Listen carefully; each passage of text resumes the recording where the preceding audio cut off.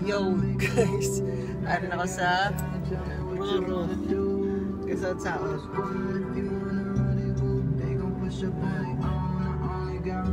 On the way naging ko sa Antique. Ralph, hindi na ni joke. Kano tabala na eh. Update later.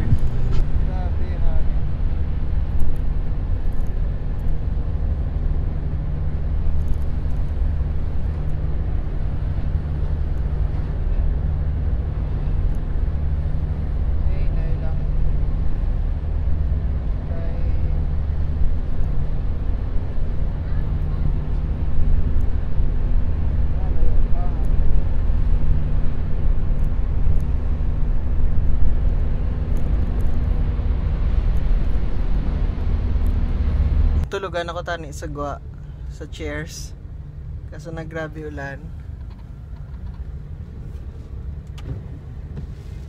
nang grabing ambi lagan ko di balik sa ano taga ko di balik sa sakyan kalo isang iban kay wow kalo isang iban kay nang kalabasa to sila may atop man pero grabing ambi bulaw. Tulong-tulong sagot. Alas, ano na, 4:30, mga 3:30 na galin. Mga 3:30 na galin, so mga about siguro after 2 hours, mga 5:30. And then, 3 hours from Dumangas to Iloilo. So gabi na ko do abot. Update later. So, bagang tabot Iloilo. Dumangas hindi ko ma-flip ang video na okay naman ang panahon mga 5:50 1 hour 2 hours and 20 minutes okay see ya.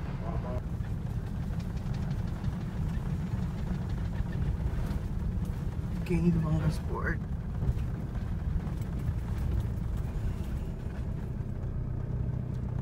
Ay, traffic.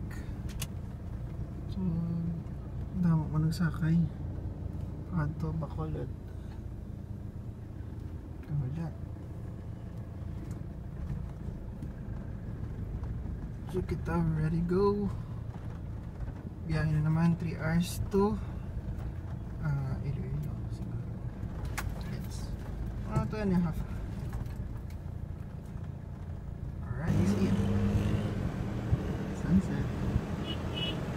Port of Dumangas. Stop ko na ulit. Saka yung beachfront. That's scary. Beachfront. So, tagali sa parking lot ng City Mall. Kay diri man lang do may active nga lifeguard on duty. Ara ko ng salakyan black. Puno ka relief para dalan sa store naman. Dili ko na kay damo di guard sa baba. So mangita ta na yung lunch dinner. Okay, so wala ka naman ba niya choice mara ka sa City Mall, Jollibee, Chowking or mga inasal. So chow fry na kami. May 2.5 hours pang biyahe pa Antique. So energy. So far ari ko man akong gamit. Mga bandol, nakabakal na ko water and chips kag mga skyflakes. So ready na ko for 2.5 hours nga biyahe. Okay, see you in San Jose. Wala na ni bugtaw-bugtaw. Wala na nitong tulog. Kay bukid, masulod pa ako sa bukid. Base ako lang man ang sa dalan. So update na lang mo. Magsana-sana. Wala gali. Okay. Pakita ko sa inyong amo na office. There you go. And then may CR lang. Kompleto sa banyo. Pwede ka magpaligo. Kaya kami digili sa San Jose subong naglabot naman kami 9:30 mga 2 hours amon nga biyahe. Women's store. karga kami.